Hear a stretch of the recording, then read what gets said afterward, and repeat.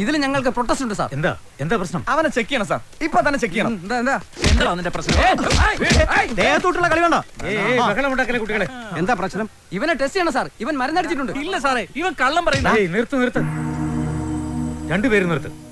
ഇവന്റെ വിജയത്തിൽ ആർക്കെങ്കിലും സംശയം ഉണ്ടെങ്കിൽ അത് നമുക്ക് ഇപ്പൊ തന്നെ ക്ലിയർ ചെയ്യണം. ഉത്തേജക മരുന്ന് ആരെങ്കിലും ഉപയോഗിച്ചായിട്ട് തെളിഞ്ഞാല് അവൻ പിന്നെ ഈ ഗ്രൗണ്ടിൽ കാൽകുത്തില്ല.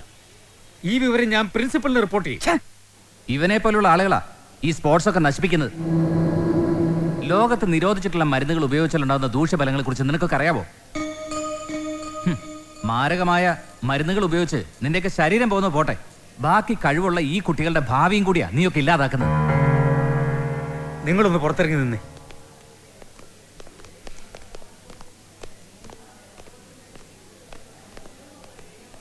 മിസ്റ്റർ ഹരീന്ദ്രൻ, ഒരു എക്സ്പെർട്ട് എന്ന നിലയിൽ നിങ്ങളുടെ അഭിപ്രായം?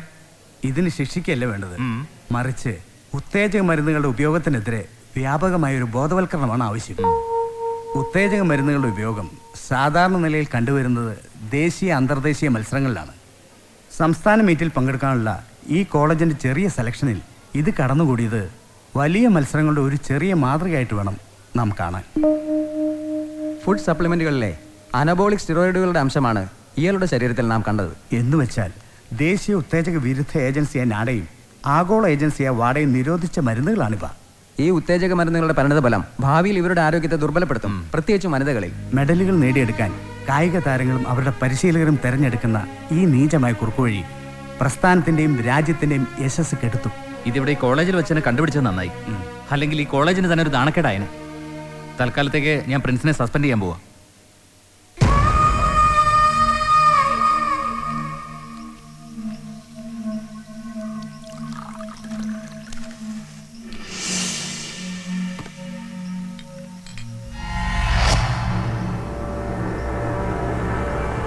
നിന്നെ പ്രിൻസിപ്പൽ സസ്പെൻഡ് ചെയ്തു അല്ലേ?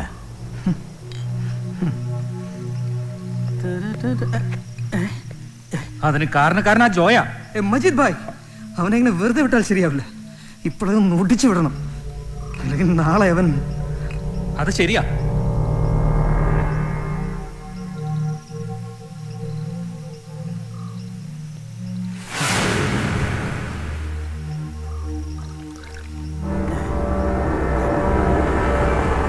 ഇന്ന് രാത്രി ഓപ്പറേഷൻ. മാറാ.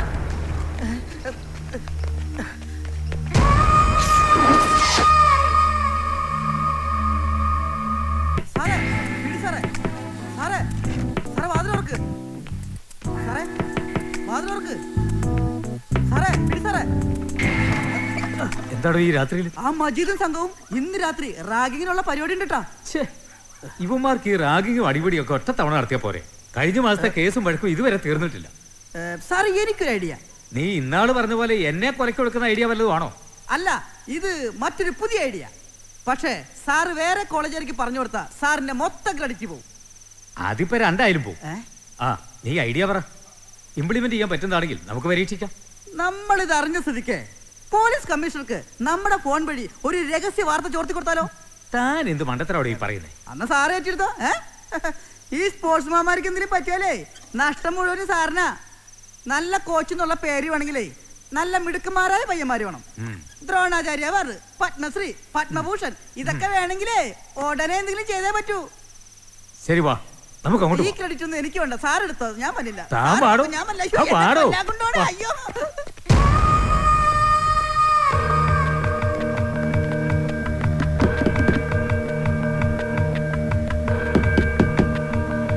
പ്രിൻസേ, ചവിട്ടി തുറക്കടാ. എന്താടാ വാതിൽ തുറക്കാൻ ഇത്ര താമസം? എന്താടാ നിന്റെ പേര്? ദീപു. എണീക്കടാ. നീ പഠിക്കാനാണോ ഈ കോളേജ് ചേർന്നത്? അതെ. പ്രേം, ഇവനെ ഒന്ന് ശ്രദ്ധിക്കണം. കാരണം ഇവൻ ഭാവിയിൽ വലിയ ആളാവാൻ സാധ്യതയുള്ളവനാ. എവിടെടാ നിങ്ങളുടെ മറ്റവൻ? ആരാ? ആ വരുത്തൻ. പറടാ. പുറത്തു പോയിരിക്കാം. ആ, രണ്ടുപേരും ഇറങ്ങ്. എങ്ങോട്ടാ? ഉടനെ വരും, ഒരു 3-4 മണിക്കൂർ കഴിഞ്ഞ്. അയ്യോ, എനിക്ക് ബുക്ക് കംപ്ലീറ്റ് ചെയ്യാനുള്ളതാ. അത് സാരമില്ല. എടാ പ്രിൻസേ, ഇവനെ ഒന്ന് സ്പെഷ്യൽ ട്യൂഷൻ മാസ്റ്റർ വെച്ച് നമുക്കൊന്ന് പഠിപ്പിക്കണം. വലിയ ആളാവേണ്ടവനല്ലേ? അതെ അതെ, വാടാ. വിടിയേട്ടാ, എങ്ങോട്ടാ? വലിച്ചേട്ടാ, എങ്ങോട്ടാ കൊണ്ടുവന്നേ? തള്ളുന്നെന്തിനാ? ഇവിടെ വാടാ. അപ്പുറത്തെ ജോ വരുമ്പോ പറയണം പിറകിലെ റാഗിംഗ് സ്പോട്ടിൽ ഇവന്മാരുണ്ടെന്ന്. അവൻ അവിടെ എത്തിയാലേ ഇവന്മാരെ നേരത്തെ വിടാൻ പറ്റൂ. വാടാ പ്രിൻസേ.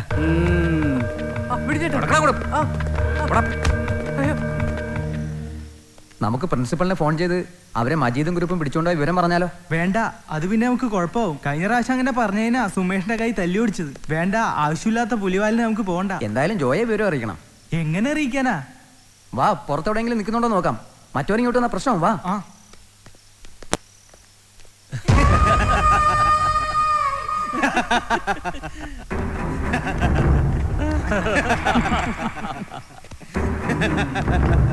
മതിയടാ നിന്റെ ചുറ്റല്. നിന്നോടല്ല, നീ പഠിക്കുന്ന ആളല്ലേ, പഠനം ഇടയ്ക്ക് വെച്ച് നിർത്താൻ പാടില്ല അല്ലേ മജീദ് ഭായ്? അതെ അതെ അതെ അതെ, അവൻ പഠിക്കട്ടെ. കൂട്ടുകാരാ, നീ സിഗരറ്റ് വലിക്കോ? ഇല്ല. എന്താടാ ഇല്ല ചേട്ടാ. പോട്ടെ, സ്മോൾ. അയ്യേ, അതുമില്ല, പാവം. ഇതിന്റെ ഒക്കെ ടേസ്റ്റ് അറിയാതെ നീ പിന്നെ എങ്ങനെ കോഴ്സ് കംപ്ലീറ്റ് ചെയ്യും? ദേ, ഇവരെ കണ്ട് പഠിക്കണം. എൻട്രൻസിന് 2ഉം 4ഉം റാങ്കുകാരാ. ഇവന്മാര് ഈ ക്യാമ്പസിൽ വരുമ്പോൾ മമ്മിയുടെയും ഡാഡിയുടെയും വിരൽ തുമ്പിൽ തൂങ്ങി വന്ന പഞ്ചപാവങ്ങളായിരുന്നു. ജീവിക്കുമ്പോൾ അടിച്ചു പൊളിച്ച് ജീവിക്കണം. അതുകൊണ്ട് എൻ്റെ മോൻ ഇതങ്ങ് വാങ്ങി വലി, ബാക്കി പിന്നാലെ വരും. വലിക്കടാ അങ്ങോട്ട്. ചുമ്മാ പുറത്തു വെക്കാൻ പാടില്ല, അതൊക്കെ. ഇനി മറ്റവന് കൂടെ. അയ്യോ, എനിക്ക് വേണ്ട ചേട്ടാ, ഞാൻ വലിക്കാറില്ല. പെട്ടെന്ന് വലിക്കേ, അല്ലെങ്കിൽ നിന്നെ വിട്ടിട്ട് ഞങ്ങള് 4ആയിട്ട് വലിക്കും. വലിക്കടാ.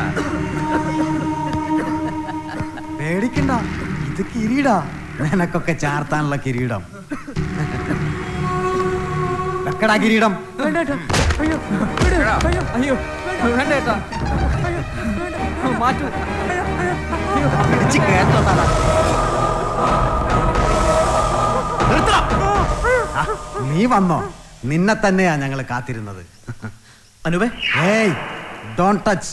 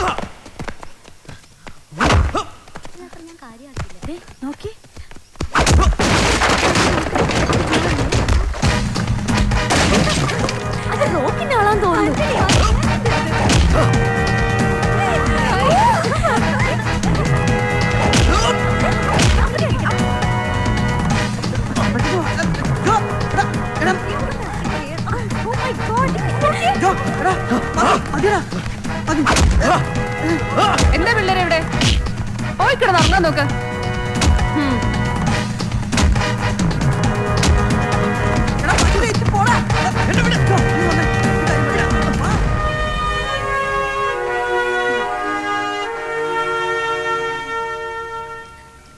ജോ, നീ അവന്മാരെ സൂക്ഷിക്കണം. അവന്മാര് മഹാ കുഴപ്പക്കാരാ. എനിക്കാരും പേടിയില്ല അവനാരും പേടിയൊന്നുമില്ല, നീ പേടിക്കണ്ട. തമാശ. ഇവന്മാരൊക്കെ മുമ്പേ കൈകാര്യം ചെയ്യേണ്ടതായിരുന്നു. ആ സുശീല സാർ വന്നില്ലായിരുന്നെങ്കിലേ കളി മാറിയാനെ. Yes correct. എന്തായാലും ആ അടി നടന്നതിന് ശേഷം ഹോസ്റ്റൽ എല്ലാരും നല്ല ത്രില്ലില്ല. ഇവനാ കോളേജിൽ ഇപ്പോഴത്തെ ഹീറോ. ഓ എന്തായാലും നാളെ മറ്റന്നാളും ക്ലാസ് ഇല്ല. അതെ. നമുക്ക് ഹോസ്റ്റൽ വിട്ടൊന്ന് കറങ്ങിയാലോ? എന്താ ദീപു? അത് കൊള്ളാം. അയ്യോ, നമ്മളെ ബി കെ വിടും തോന്നുന്നില്ല. അവരോട് പോയി പണി നോക്കാൻ പറ. അല്ലെങ്കിൽ തന്നെ എവിടെ പോവാനാ? മൂന്നാർ. കഴിഞ്ഞ തവണ മൂന്നാറിലല്ലേ പോയത്? ഇത്തവണ നമുക്കൊരു ചേഞ്ച് ആയാലോ? എങ്ങോട്ട്? എന്റെ നാട്ടിലേക്ക്. ഓക്കേ.